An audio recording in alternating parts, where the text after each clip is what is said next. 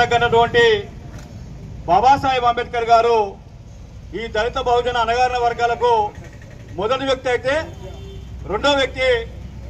తన ఆశయాలను బాబాసాహెబ్ అంబేద్కర్ గారు రాసినటువంటి ఏదైతే రాజ్యాంగం రాసిందో ఆ రాజ్యాంగాన్ని ఈ దేశంలో ఉన్నటువంటి అన్ని వర్గాల ప్రజలకు, అణగారిన దళిత వర్గాల ప్రజలకు హక్కులు కల్పించి ఆ హక్కులను ఇంప్లిమెంటేషన్ చేయడం కోసము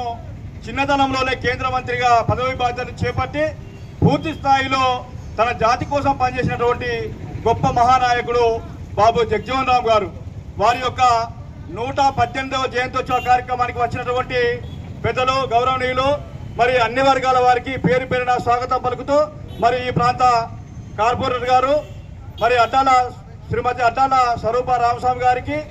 స్వాగతం చెప్తూ, అదేవిధంగా ఆల్ ఇండియా అంబేద్కర్ యువజన సంఘము జాతీయ కార్యదర్శి కొంకటి లక్ష్మణ్ గారికి,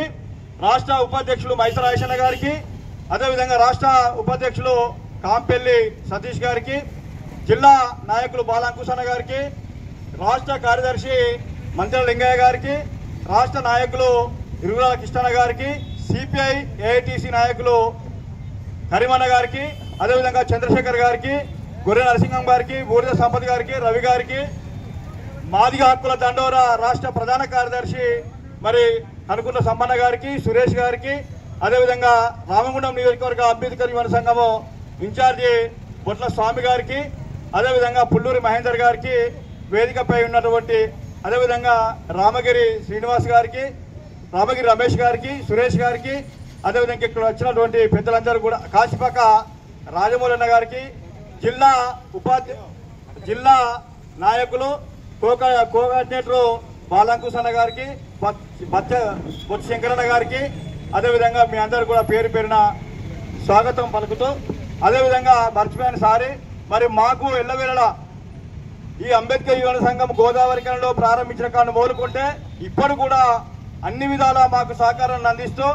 మాలో ఒకటిగా మెదిలి ఈరోజు మాతో పాటు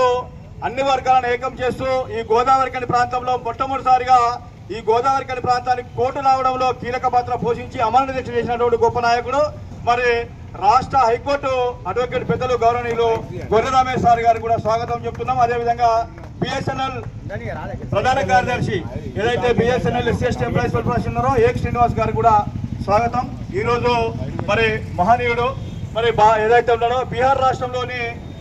రాష్ట్రంలో పుట్టినటువంటి మన బాబు జగజ్జీవన్ రామ్ గారు అనేక ఒడిదుడుకులు ఎదుర్కొని ఈరోజు ఈ స్థాయిలో మనం ఉన్నా అంటే దానికి బాబాసాహెబ్ అంబేద్కర్ రాసినటువంటి రాజ్యాంగాన్ని ఇంప్లిమెంటేషన్ చేయడంలో, అమలు చేయడంలో